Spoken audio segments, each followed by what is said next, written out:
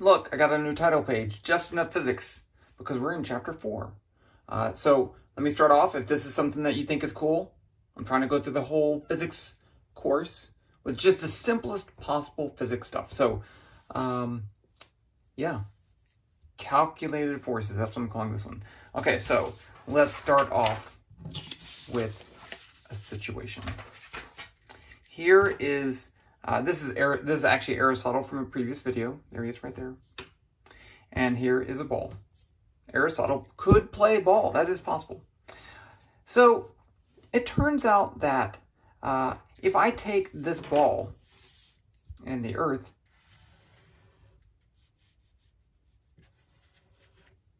this is the earth, and I put the ball right there, it falls. It falls because there is a downward gravitational force. We've already used that.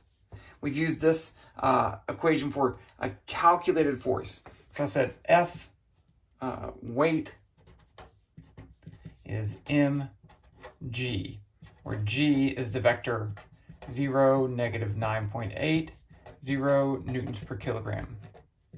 So that's a calculated force. By calculated force, it means that all I have to do is know the situation and I know the value of that force, the vector force. The other force that we had was something like this.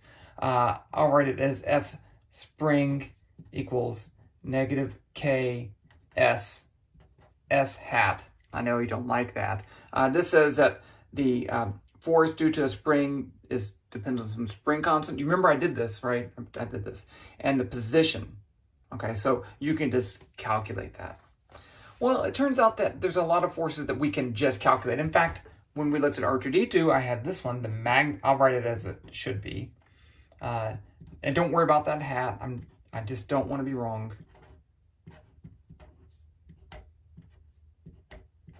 This is the drag force for an object moving through air. That's the density of air, the cross-section area, the drag coefficient, and the velocity. But if I know all these things, I just put it in. I know the value of the force. So these are calculated forces. Well, let's look at this one, because this is actually a special case of something else. If I go back over here to Aristotle and the ball, then the ball is pulled towards the earth because of an interaction with the earth. Aristotle would be too. But it turns out that the ball and Aristotle also are attracted to each other. And the case is that any objects with mass are attracted to any other objects with mass. This is one of the fundamental interactions that we know of, the gravitational interaction. So if I have, let's just get a new sheet of paper, because I want to do it nice and clean. So if I have in space some mass m1 and in space mass m2, and I know the locations of these are 1, I should have drawn this differently, R2, then I can calculate the vector R from M1 to M2. If I do that, then there is a gravitational force of 1 pulling on 2, F1 on 2, and there's a gravitational force of F2 on 1. And in fact, this is the same force but opposite direction because these two are interacting. So whenever we have an interaction between two objects, then there's one force between them, okay? But if we just look at object 1, we'd say there's a force on object 1. If we just look at force 2, there's an object on force 2. Okay, so how can we calculate this force? Well, it turns out that there is an expression. F, this is going to be on object 2 due to 1. It's going to be this force right here. Actually, I usually do it the other way. So let's do F1 on 2. Let's calculate that one. It's going to be -g m1 m2 over the magnitude of r squared times r hat. So this says that the gravitational force on this one depends on the product of the masses and the distance between them squared, 1 over the distance squared. So the negative sign just means that since r is that way, the force is pulling this way. It's always an attractive force, which is weird. Okay. And also we have g is a gravitational constant, 6.67 times 10 to the negative 11th newtons meters squared per kilogram squared. squared. Now, what about this darn old r hat? Okay, so r hat is a unit vector. R hat is defined as this, the vector r divided by the magnitude of r. So what that does is give a vector that has no units, because the units on the top and the bottom cancel, but it allows me to write this as a vector. If I didn't have that, right, if that was gone away, then I'd have a vector here, but none of these things are vectors. You can't square vectors, so I have to take the magnitude and then square it, okay? So this r hat allows me to then go back and do that. And I know this is a little crazy right now, but we're going to use this a couple more times, and I think you'll get better in using it. And it's going to be all cool, okay? But this is the gravitational force between any objects with mass. Okay, now let's do something. I'm going to show you, I forgot my actual values, so I'm going to just show you how to calculate this. Suppose I go back to Aristotle. Here's Aristotle. There's a continent.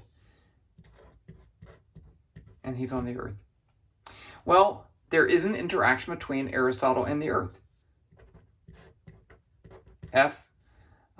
Earth on Aristotle. See? And I could calculate that as F Earth on Aristotle as mg. But I could also use the other formula.